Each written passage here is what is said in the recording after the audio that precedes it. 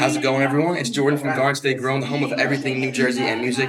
And I have been given a great opportunity to meet with one of my favorite artists, Justicexavier. How you doing, bro? I'm good, man. How you doing? Good, bro. Thank you that you took the time to come down here. Of course, man. Glad to be here. I remember finding you. It was on, I think, TikTok, and I was scrolling, and it was 6 Dimes came on. I see my life flash before my eyes like 6 times. 6 ways to die in my sick mind. I grew up too quick for this shit. When I was 6, I had friends making 6 figures quick, selling 6 dimes. Pops whipped. It's like, just from like the first couple bars, I was like captivated, bro. Your storytelling, you get hooked in, and it's like just all real stuff. So, and then I ended up meeting you at your show in Brooklyn with Perry Mason and Isaiah Poe. Hands in the sky for that move bullshit. This is my victory lap, like I'm on my bullshit. Celebrating my wins after so many losses. To my family, I'm grateful. Yeah, like.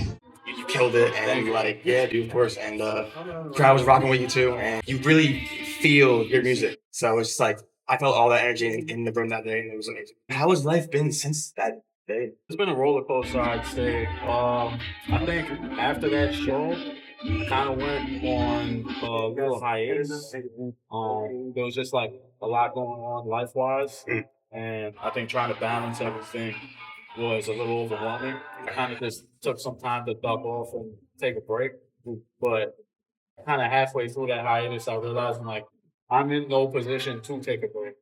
You know, I can't just do that and still live comfortably. I had to come back, hence safe travel. But yeah, I mean, other than that, it's been good. It's had its lows and it's had its highs, I'd say. I feel like, especially as a creative, it's like one of the most challenging things to do is really balancing. You got your whole family life and your actual life, and you have, you know, the dream you're trying to chase, and even extracurriculars, trying to keep a relationship with like friends and people. You know, it's a lot. If you could describe your music to someone, for someone who wants to get into you, how would you, and who inspires you? That's a great question. I'd say stylistic, almost. Very much is like, I really just speak on whatever's going on up here. Yeah, I'd say stylistic, introspective, and Kendrick's a huge inspiration of mine. Always has been. Earl's a big inspiration for me too, especially in like the earlier half of my career when I first started. They kind of changed through the years. So like when I was younger and I first started making music, like Nas and M were big influence for me. Wu-Tang, Mobb Deep, the whole East Coast, like 90s rap scene was really big for me. Then I started to get older and I started to like the more abstract side of hip hop, the jazz infused, drumless, weird chop things. You know, Greg, Earl, Mike became supposed to be, Marvy became supposed to be. One of my inspirations right now, even, is like Navy Blue. I love Navy Blue. I started getting into him like a couple months ago. Phenomenal what he does. Besides just rapping, his production is beautiful. You know, like he really capitalizes on that sound. Absolutely. You know, like he is that sound. It's beautiful to see. But I think that's what it's been.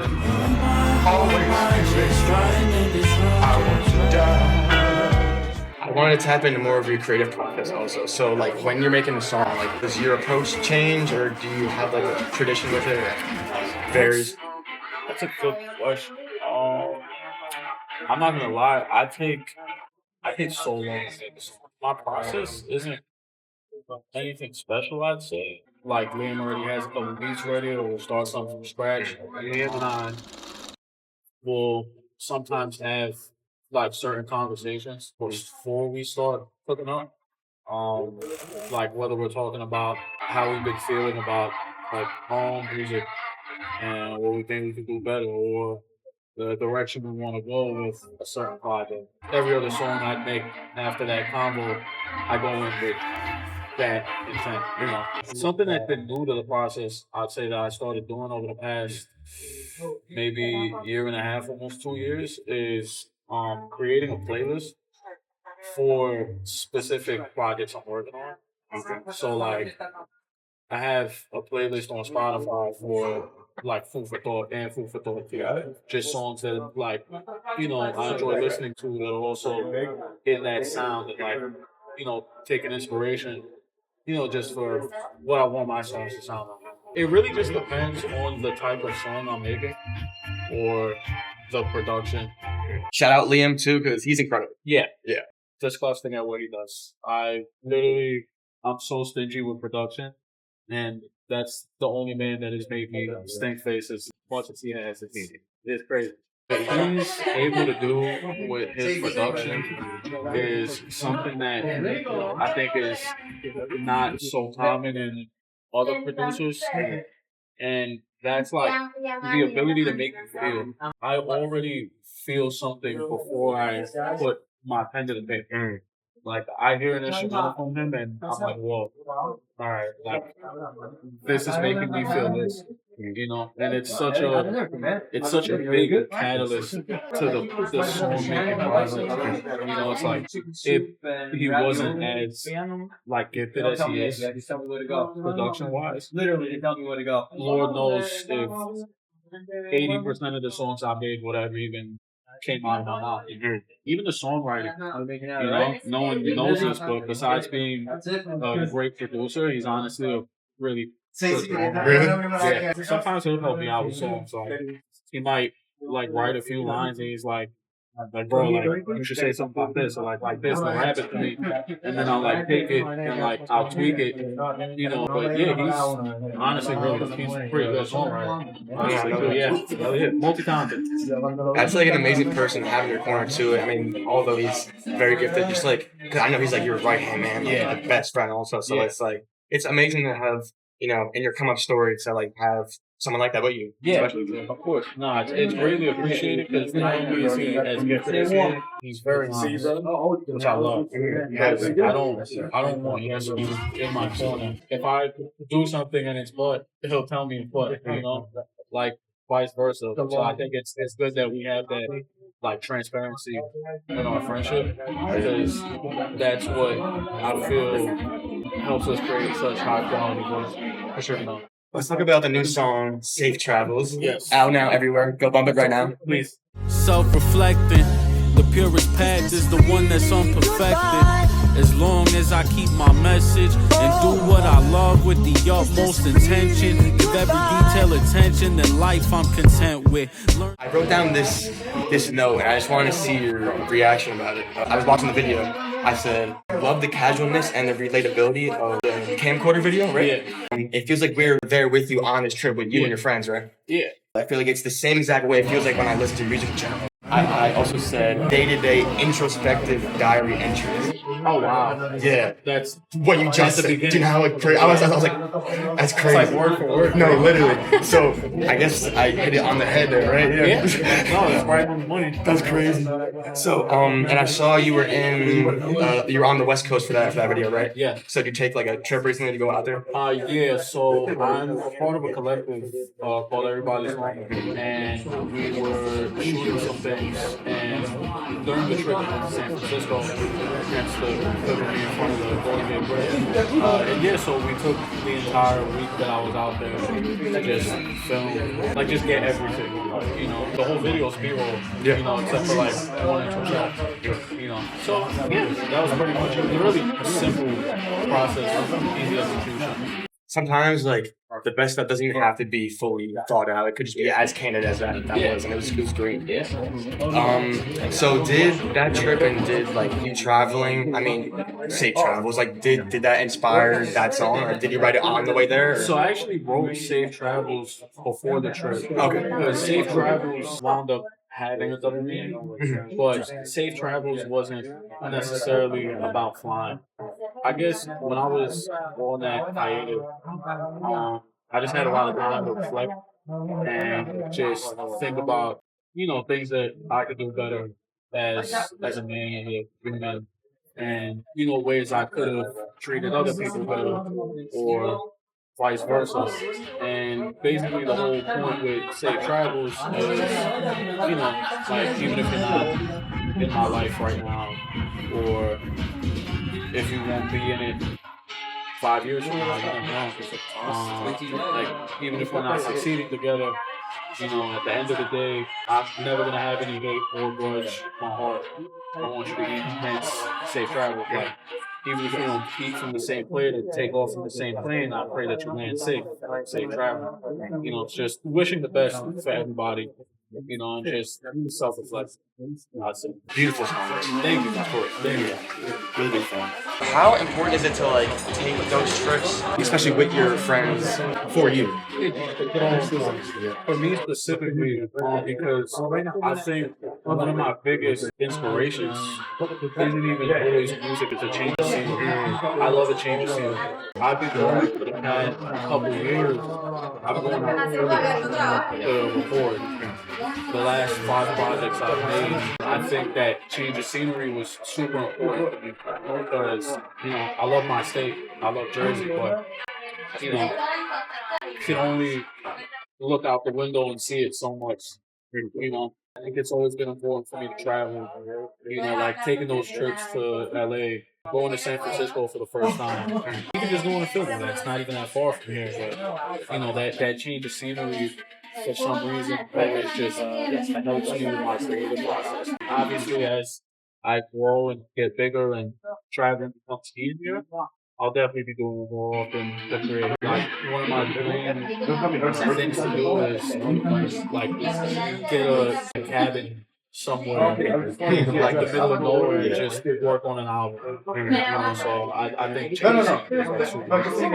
I want to talk about my favorite line. So it's actually the second one. Self-reflecting, the purest path is the one that's unperfected. I wanted to have you kind of elaborate on that in relation to yourself and your life. I think, because I feel like I've seen a lot of people who have tried to change for the better or have changed for the better, but it feels almost superficial in a way that it's like you almost didn't change. It's just like this mask you're putting on so that everyone around you thinks that you changed. The path that's unperfected is probably the most pure one because this is me for what I am. Obviously, I'm going to work on myself and change to get better, but it's not going to be an easy process, nor is it going to be a pretty one. I mean, nobody's perfect. We all come with flaws. We all have our traits that we don't like, traits that people don't like about us. That's what makes you human. Like, there's a reason why you're you and I'm me, and I think that despite the negative side of that, there's also something very beautiful about it. So I just feel like a path that's not a perfect one is encouraging. If you're allowed to, if you can, is this the start of like a new era or like a new project for you? Or?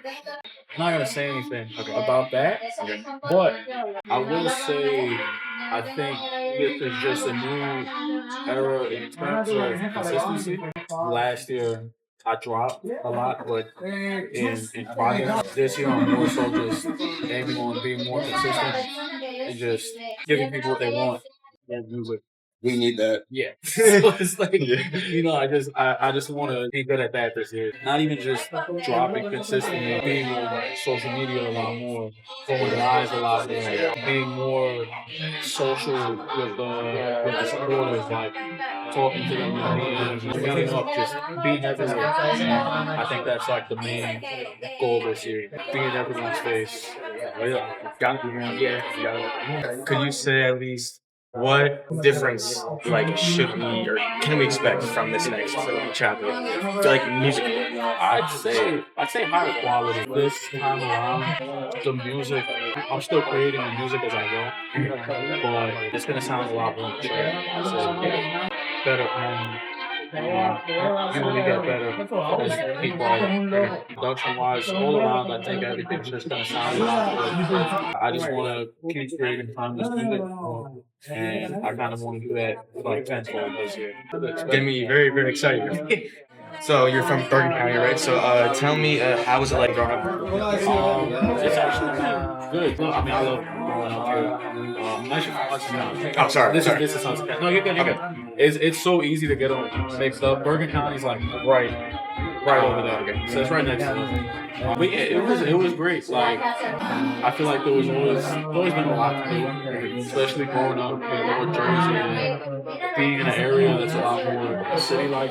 Built a lot of memories here, and since I moved around so much, I've been able to experience a lot and just build more memories with more people, that I meet along the way. And not even just living in like Hudson County. I lived in Essex County for a while.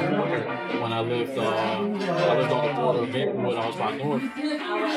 That was probably the most important place I've lived, only because that's where I like started to take off. Like I dropped instead of ground. Roll myself another blunt and count my sins.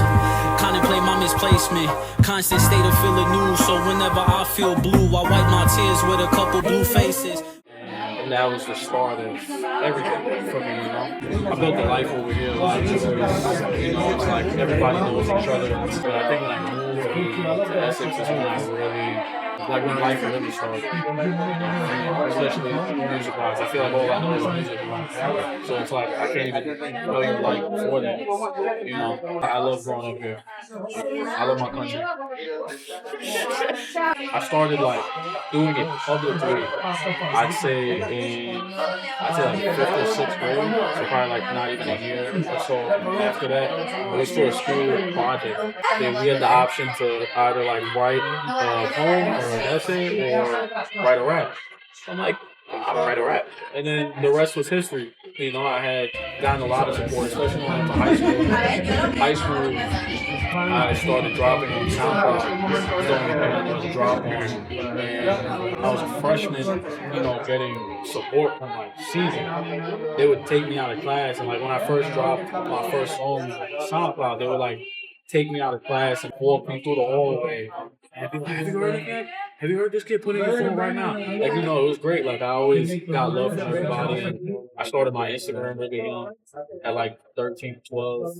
Even just like getting the love there. I think locally I've always had that support, which has always been good. I think it's been also a really key part of the reason I kept going in the first place.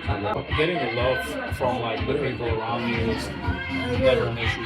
Great to hear, because I mean, like, you hear stories all the time. Sometimes it's like frowned upon, like making music and stuff. Yeah, it's usually the opposite. You got some of those, of course, everybody knows, But that's a great thing to have that in your corner. Yeah. I wanted to ask you about some other Jersey artists as well. How was your relationship with Travis Bill? I'ma shoot at your line like a fur coat. Paint like Kirby, boots from money. My coffee from Turkey. My girl from Jersey. She thinks she curvy. She probably gonna hurt me with. Trevor's a great dude. Super chill. Anytime he comes out here, I try my best to see him. I saw him the last time I went to LA. Great dude. That's the homie, obviously. He's a busy man. He's got a lot of shit going on. But yeah, I got a great relationship with bro. Super dope. We've made a couple songs together. Tell him why you flying, man. I can teach you how to fly. Gotta try. I can't feel my face now. Way too high. The fact that we're both from Jersey and even the same area code alone, I think, brings the bond, closer. So, I love Trevor. He's a great dude. Shout out Travis Bitter, man. Yeah, I love Trevor. How about Wise Boy Jeremy? I never gave a capital for. Yeah, I roll the dice when I'm talking to John. Tightrope balance so high that I won't fall low. Keep smoking, just pass me the run. I love Wise Boy, man. Wise Boy is such a cool, down-to-earth dude. I also love the fact that, we're from two different sides of Jersey. South Jersey, North Jersey. I always wanted to tap into that world and figure that out. I still need my South Jersey tour. But great dude. I love his music, great fan. Definitely one of my favorites. It's a really down to earth dude. Anytime we hang out, it's always love. Showing love in general. Great guy. Hell yeah. I fuck with So much talent in Jersey, and that's just a handful, man. Yeah.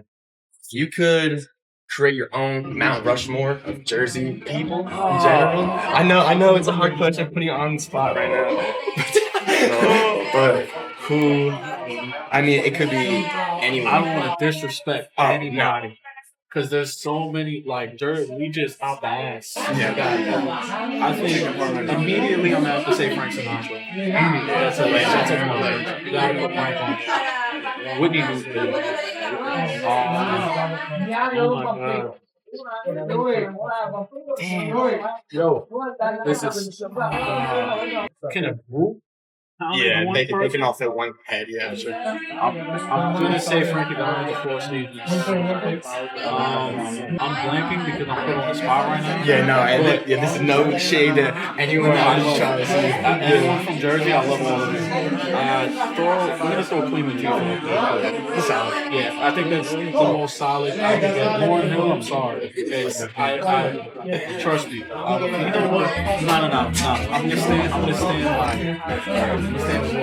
There's too many people that not, legends. I knew I would get you with that. That's a good one. I like that one. Thank you. Just be like that. Told Shorty I'll be right back. I never spun back. It be like that. I had too much to smoke in the day. I don't know what to say. It be like What are some of your favorite spots in Jersey that you either frequent, like growing up, or just even now? Spot right across the street. Actually, it's a Cuban restaurant. It's called Gilberto's.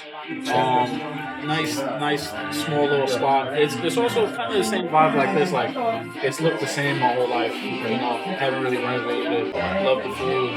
There's been the same three ladies that work behind that counter out in the stroller.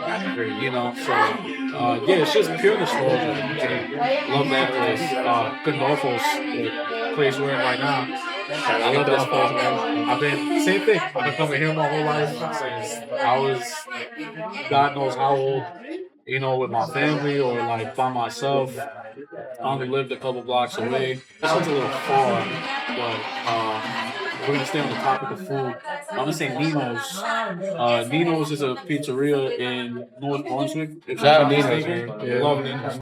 If we're not talking about food, because I can talk about food all day, 80th Street Park, which is a couple blocks down. Grew up going to that park every summer from when my mom started letting me out at like 11 to like even just 18, 19 years old. I was in that park 12 hours a day playing basketball. I played football in that park. They had the stadium there. I played baseball in that park.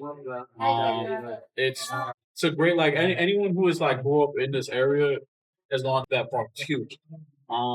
So definitely 80th Street Park. I can go on forever.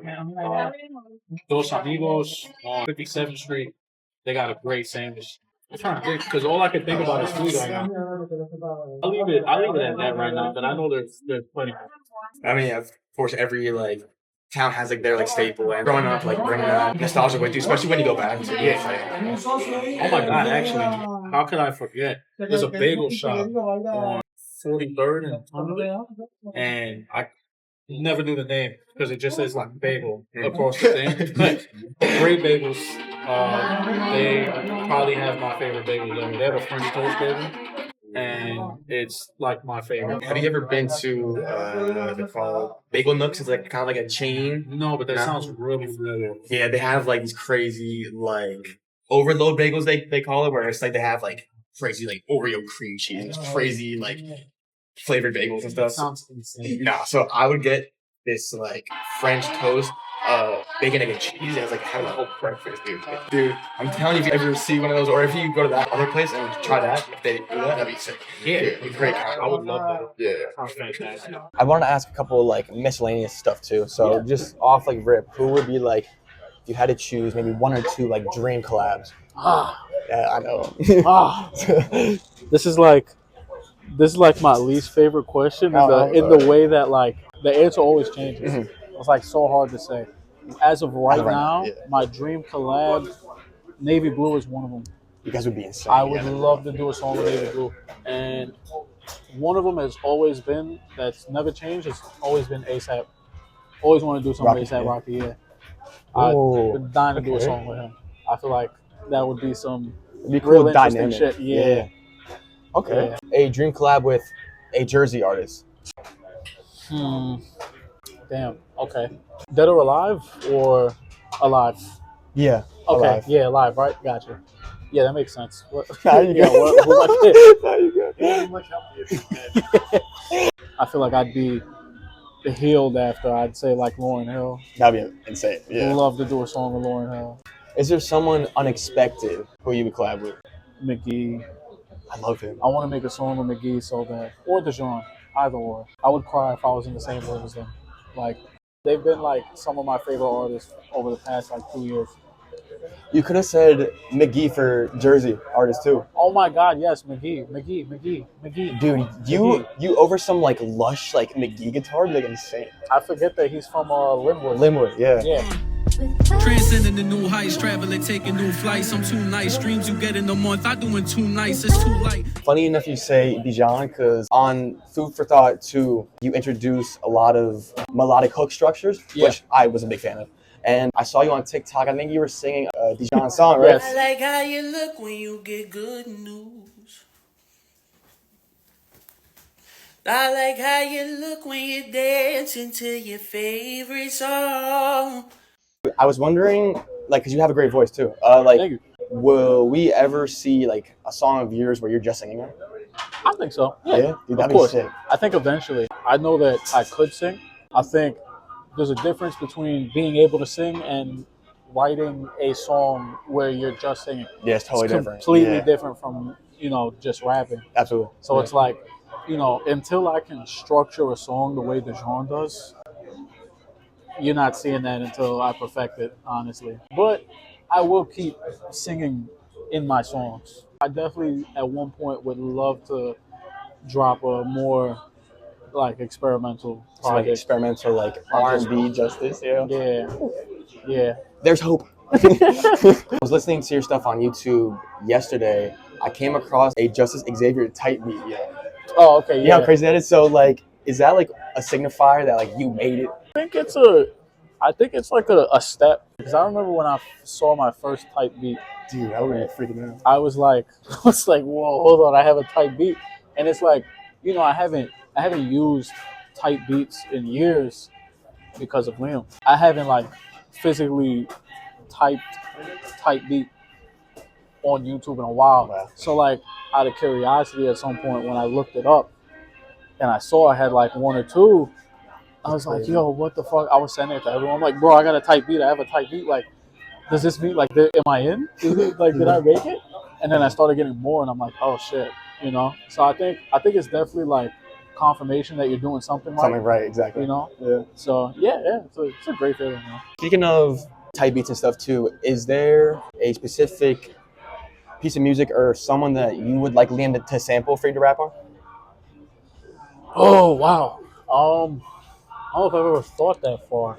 Man, it's hard to think about that because at the rate that he produces at, I don't have the time to think.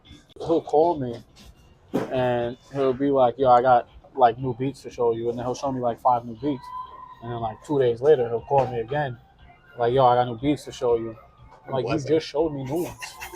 How many more can you make? So it's like, it's really hard to even like think about who I'd want him to sample. So I can't even give you an answer there. Like, what if you? I mean, for the Jersey's sake too. What if you sampled some like Lauryn Hill or like that would be fire. That would be a lot to clear. Oh, duh. Yeah. Like a SoundCloud exclusive or something. Yeah. No, seriously, at that point, right? Yeah. But yeah, probably something like that. Some Lauryn. I mean, even some like Amy Winehouse would be cool to sample. That'd be kind of insane. Or like some like Bjork. Okay. Some shit. Something weird. Okay. I like a weird sample, weird chop. Hey, same. Something like that could be cool. Do you have any advice for upcoming artists? I make music myself, but do you have any advice for someone like me or an artist trying to break through? Stay consistent, as consistent as possible, because if you don't, whoever is working behind you is gonna lap you times 5. This is a very competitive world, and if you don't swim, you're gonna sink. There's no in between, And it's like, as someone myself who my biggest problem has always been the consistency, I really, really, really advise anyone who's up and coming to not lose your momentum, because I've been in that hot seat way too many times. Like when I was 18, when I dropped seventh round, all the buzz and the hype around it overwhelmed me. I went MIA for like a month and a half, lost all that buzz, had to work it all back up again. Started dropping more, then started getting more attention. Same shit happened. Ducked off from the world. You need to be as consistent as possible and really care about what you do, because if you don't, you're not gonna make it. And like honestly, I'm blessed that despite the lows that I've had and despite the fact that I'm still fighting myself to remain consistent and be on top of myself all the time to make sure that, I get things done, or like I do what I need to, that I'm still in the position that I'm in. I'm very grateful for that. And my supporters are a big help. You know, building that cult fan base has really helped me, like even in times where I feel like I'm not producing as much, where I know that my core is so solid that I'll be fine. But I don't want it to be like that. Shouldn't have to. And also a humongous credit goes to Liam. Like if there was no Liam, there'd be no Justicexavier. Like we started together pretty much. So I'd say just staying consistent, staying disciplined. Discipline is the big part, because motivation to me is a myth. It's not really a thing. You can't wait for motivation, because if you wait to be motivated, you're never gonna make anything. Yeah, no. You hate your job, but you go every day because you have to. Why does that not apply to the thing that you love doing? You don't want to do it every day. Sometimes you're tired, you're mad, you're depressed, or whatever, you're angry. But you got to do it mad, you got to do it happy, however you're feeling. Yeah. Because if not, there's a kid in his basement or in his closet right now that is busting his ass and he's ready to take your spot. And it's like, I'm still nothing, still a nobody. Like people know me, but at the end of the day, I'm still Joe Schmo. Somebody could easily come and take my spot any day if I slack enough. So to anybody, even if you're successful now or not, like just stay consistent and stay disciplined, because that shit will take you a long way. Have a routine. If you suck with time management, make a routine. Do it this many days throughout the week. Twice a week, go make content, or like every day at 5 p.m. make music, if it helps. But like just always do it. Don't lose that momentum. Just show up. Yeah, show up. It will come and bite you in the ass if you don't. I've been there plenty, and it sucks. So, I'd say consistency and discipline, man, it's the two main things, and you'll be just fine. Very important, very valuable stuff. So please soak that in. Going with that too, what advice would you give your younger self, especially in the space you were when seventh round came out and aftermath of that? Don't cave in. Like, don't let all the commotion get to you. At the time, I let all of that get to me, and I curled up in a ball. Instead of really taking all the opportunities and the attention that I was given and like capitalizing on. I mean, at a very young age, at 18, 2 weeks after Seventh Rome was released, I was already in the Sony building at Columbia Records, talking to people. That's a lot for someone. It's my first song on Spotify. That's crazy. Ever. So it's like, shit like that is a lot, but don't let it get to your head and make you feel small. Capitalize on all the success that that you are meant for. It's like the best advice I could give, because if I did, Lord knows what position I'd be in right now. So yeah. And I think your younger self would be proud of where you are now, because you'd have come a long way for sure. Yeah. Is there anything you would like to say to all of our Jersey viewers who are watching this interview? Man, keep having pride for where you're from, because there's a whole country of people that do not like Jersey, but the love and pride that we have for our state, I feel like keeps that love alive. So just keep having Jersey pride, man. Just be proud of where you're from. Simple as that, yeah. Oh yeah. So yeah, this has been GSG, Justice Xavier, bro. Yeah. Thank you for taking the time, man. Thank for you, sure. bro. Of course. Absolutely. Peace. But I still hope you succeed and conquer all your battles. Even if we don't eat from the same plate or take off from the same plane, I pray that you land safe travels.